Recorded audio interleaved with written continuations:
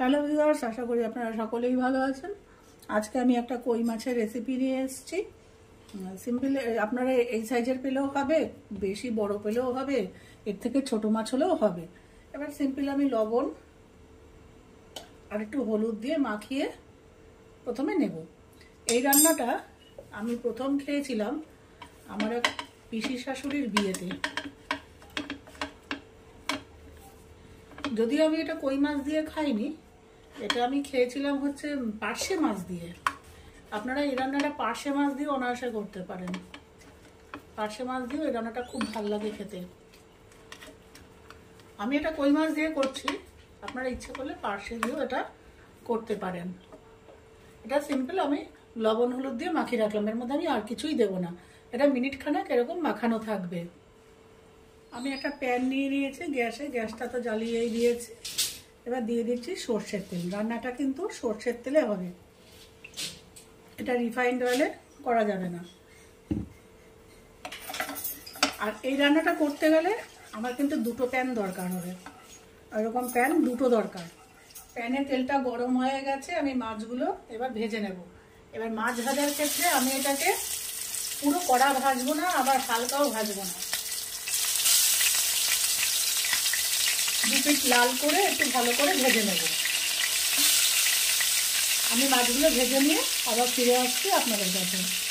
এই যে দেখুন, মাছগুলোকে আমি এভাবে ভেজে নিয়েছি, সব কটা মাছই এইভাবে ভেজে নিয়েছি। এর থেকে কড়া আমি ভাজবো না, এটা ভালোই ভাজা হয়েছে, আর কোনো মাছ কাঁচা নেই ভিতরে। এখানে সব কটা মাছ ভাজা হয়ে গেছে। এই তেলেই এবার আমি দিয়ে দেব একটু হলুদ, একটু লবণ, সামান্য লঙ্কার গুঁড়ো। এবারে দিয়ে দেবো এর মধ্যে একটু জল, যাতে মশলাটা পুড়ে না যায়।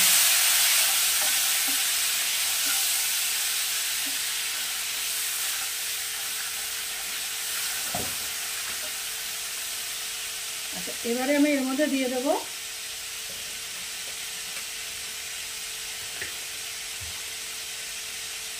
সর্ষে বাটা।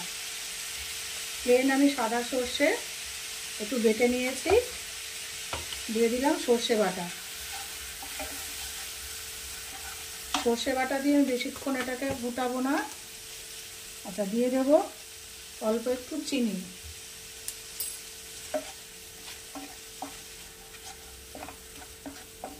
আচ্ছা, এইবারে এর মধ্যে আমি ভেজে রাখা মাছগুলো দিয়ে দেবো।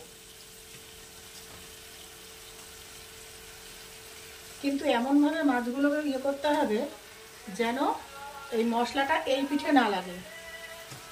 একটা পিঠেই হবে, এই সর্ষে বাটা কিন্তু একটা পিঠেই হবে। মশলাটা এমনভাবে আমি মাছটার মধ্যে রান্না করব যেন এই মশলাটা উপরে উঠে না আসে, একটা পিঠের মধ্যে যেন থাকে। সেইভাবে আমাকে খুব সাবধানে এটাকে রান্না করতে হবে। আর একটু শুকিয়ে আসলে আমি তুলে নেব। আমি তুলে নেওয়াটা দেখাচ্ছি পরের স্টেপে।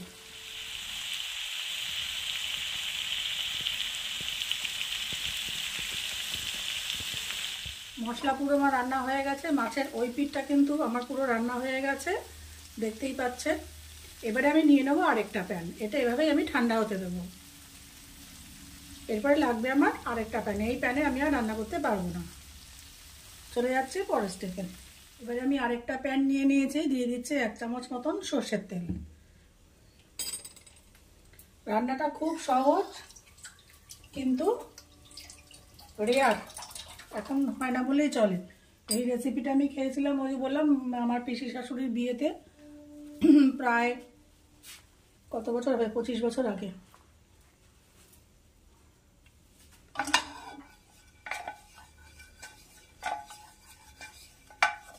তখনই আমি রেসিপিটা জেনেছিলাম, কিন্তু করা হয়ে ওঠেনি। এটা পার্শে মাছ দিয়েও খুব ভালো লাগে। ভালো বড় পার্শে পেলাম না বাজারে, পেলাম না কি এমনভাবে বলছি যেন আমি বাজারে গেছি, পাইনি।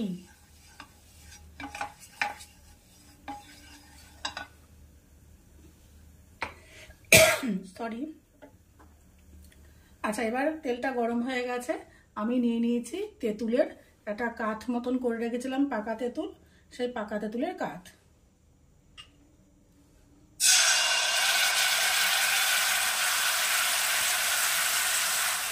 দিয়ে দিলাম 3 চামচ। এখানে আমার 3 চামচের মতনই হয়ে যাবে, সেগুলো 3 চামচ মতন নিয়ে দিলাম। দিয়ে দেবো লবণ, পরিমাণ মতো একটু লবণ দেব, একটু চিনিটা, হ্যাঁ চিনিটা এরকম 5 চামচ মতো দিলাম।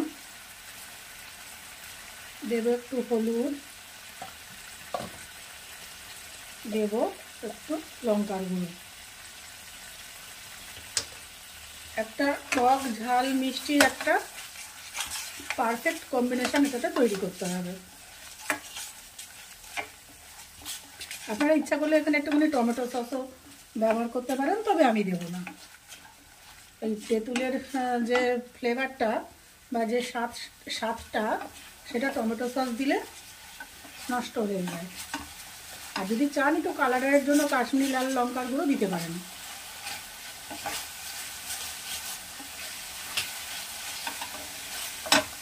এবার একটু জল দিয়ে দেবো,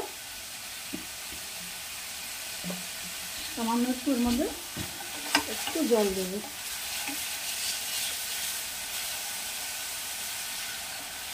ব্যাস, এবার এটা ফুটে উঠবে।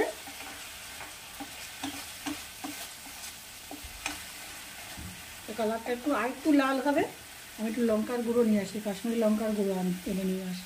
আমি এই কালারের জন্য দিয়ে দিলাম একটু কাশ্মীরি লঙ্কার গুঁড়ো। ব্যাস, এবার সুন্দর একটা লাল মতন কালার আসবে। এইবারে আমি গ্যাসের ফ্লেম একদম কমিয়ে দিলাম। কমিয়ে দিয়ে এই যে আমি মাছটা করে রেখেছি, জাস্ট উল্টো পিঠটা করে দেব।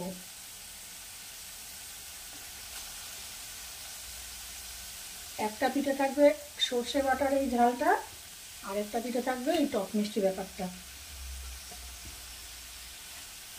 কোনো পাশের মশলা যেন আরেক পাশে না লাগে, সেটা খুব ভালো করে খেয়াল করে দিতে হবে।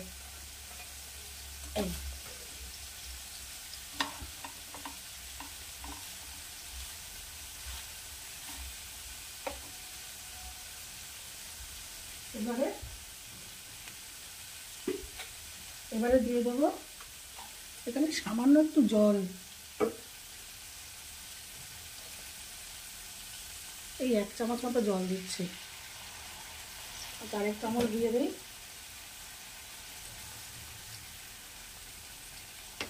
টক মিষ্টি ভাবটা মাছের ভিতরে যাওয়ার জন্য জাস্ট আমি একটু জলটা দিলাম। এবার এটা ফুটে উঠবে, ঝোলটা শুকিয়ে আসবে। আমার রান্না তৈরি, কই মাছের গঙ্গা যমুনা।